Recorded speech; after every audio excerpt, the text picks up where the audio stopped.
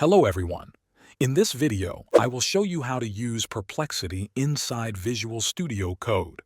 Open Visual Studio Code and go to the Extensions view by clicking on the square icon on the left sidebar or by pressing Ctrl plus Shift plus X on your keyboard. In the search bar, type Perplexity and press Enter. From the results, select the Perplexity AI extension and click the Install button.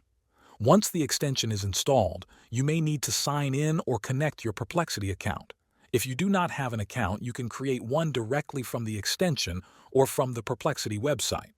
After signing in, you will see the Perplexity icon appear on your sidebar. Clicking it will open the Perplexity panel inside Visual Studio Code. Here, you can type questions, prompts, or code-related queries. For example, you can ask it to explain a piece of code, suggest improvements, or generate code snippets. That's how you can use Perplexity in Visual Studio Code.